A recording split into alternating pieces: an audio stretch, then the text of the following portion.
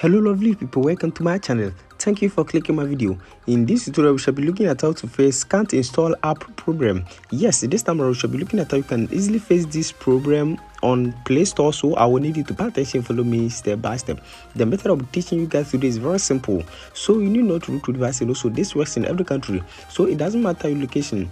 Now before we start, if today happens to be your first time on this channel, just subscribe and also turn on the notification icon and be part of this wonderful family, so that anytime I upload a new video you might be the first person to watch it. Now that wasting much time, let's get started. Now in the first place, all you need to do is to open your App Store.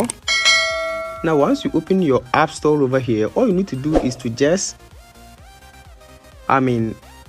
click on your profile at the top right corner. Now once you click on your profile at the top right corner, you can see settings over here.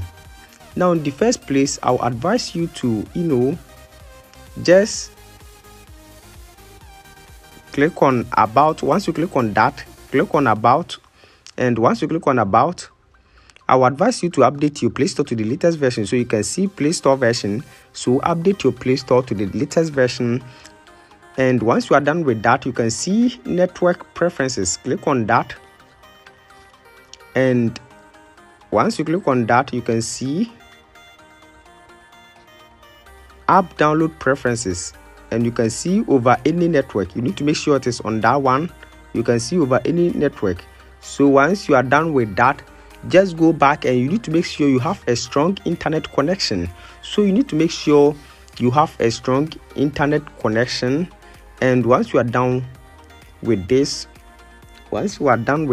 your problem will be faced. So let me show you the second method that can also work for you. So you have to try both of them. Now for the second solution, just open your settings over here, and once you open your settings, scroll to where you can see apps and notifications. So just scroll and then click on apps and notifications. Now once you click on that, you can see application settings. Click on this application settings over here, and once you click on this option, all you need to do is to just wait for it to load for all your applications, and then so just wait as it is loading for all your applications, and then scroll down over here. So just scroll down, and once you scroll down, you can see Google Play Store. Click on Google Play Store. So just look for your Google Play Store.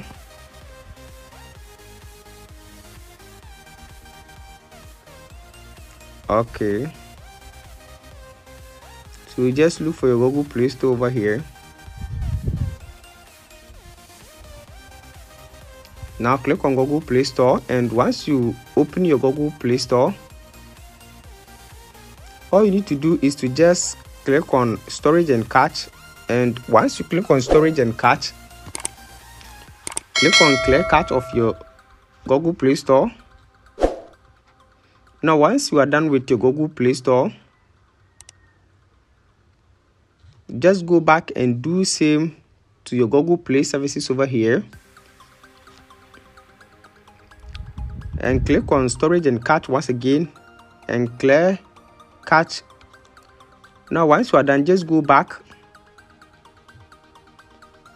and once you go back, you can see the three lines or the three dots at the top right corner. Click on that and you can see show system.